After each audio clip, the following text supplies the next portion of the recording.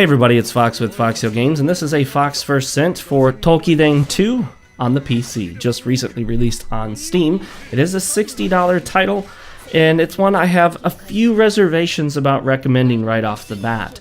It is essentially a Monster Hunter clone, or among those various types. There are quite a few games similar to this in nature.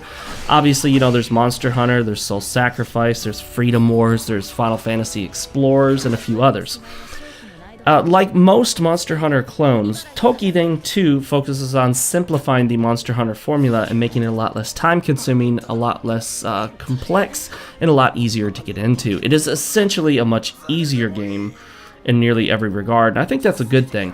I do also like the controls here better. You can move the camera more freely than you can in Monster Hunter, and like I said, it's just a lot easier to jump into.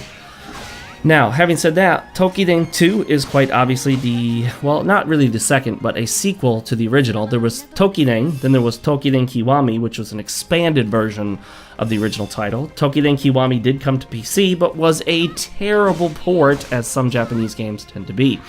It featured a max of 30 frames per second, and when first released, would run at the maximum frame rate of your monitor, and that included moving in fast forward. So if your monitor ran at 60 hertz, the game would run at 60 frames per second, even if it wasn't supposed to in certain cases, and that would cause it to run like twice as fast or even faster.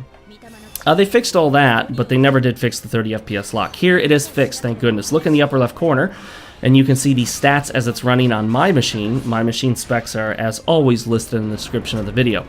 60 frames per second here, although you do have to select that as an option. There's a little menu that pops up when you first launch the game, before the actual game launches, and you can set the options in there. There is no borderless windowed mode, which is a bummer, but I just went ahead and set it with borderless gaming. So that's a great tool that I recommend you guys use, and it's one I'm using here. I essentially set it to windowed mode and then make it full screen, or at least look full screen. It runs pretty well for the most part on my system. I do have a very powerful gaming PC, not the most powerful, but you know, it's pretty much up there. 32 gigs of RAM, Intel Core i7, and a GTX 1080.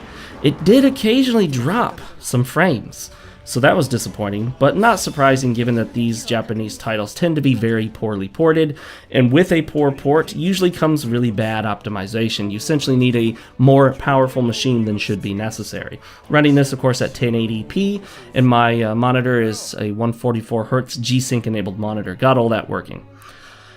Toukiden 2 features a more open-ended game, as I've mentioned, and that includes running around the village, being able to move the camera in all directions. This is something that, to my knowledge, still has not come to the Monster Hunter series.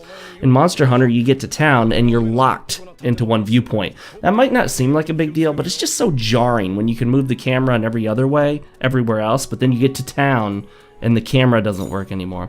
So in this case, you notice that you can actually swing the camera around, and the town has more of a true 3D feel. In the original Toukiden or Toukiden Kiwami, it felt very restricted like it does in Monster Hunter. I just showed you a bit of the town there. We'll get back to the combat. That's where most of this game happens. And combat is remarkably similar to Toukiden or Toukiden Kiwami. That was just an expanded version of the original. However, they do add a new element, which you'll see me use in a moment here. It's called, shoot, I forgot what it's called. Sorry guys, like it's essentially a Oni gauntlet, a demon gauntlet, or a demon hand that allows you to grab enemies and kind of jump around or catapult yourself up, and this is a good tactic to use to avoid getting hit.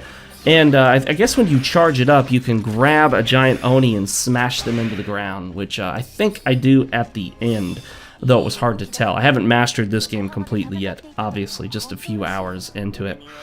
You create your own character, give your character a name, and pick from one of 73 hairstyles, some of which have variations. I'm not even joking. You'll be going through and you'll hit like hairstyle number 43, and it'll have 2 different variations. Like, you know, the bang will the bangs on the hairstyle will go one direction. You switch it to the other variation, it'll go the other direction. Just little things like that. So that's really cool, and you can, thankfully, turn off headgear showing, so that even if you have a helmet that normally covers your face and head, you can turn that off so that you can continue to see the character that you've crafted, which is always nice. Toukiden 2 is an interesting game in many ways because it takes a lot of that Japanese aesthetic and puts it into a game form, which I do appreciate. It's got Japanese-style Oni, which roughly translated means demon, although there's no exact translation for that. So you get to see these creatures that don't always look like the same things that you'd see in other games. Some of them look kind of funny or weird, like this creature likes to beat his belly to use a sort of drum effect. Little things like that, where Japanese demons can be slightly humorous as well as terrifying, something that we don't do as often in the West. Well guys, I hope you'll be waiting for my full review, which I'll get to when I get to it, whenever that happens. I'm Fox with FoxeoGames, and I will see you guys next time.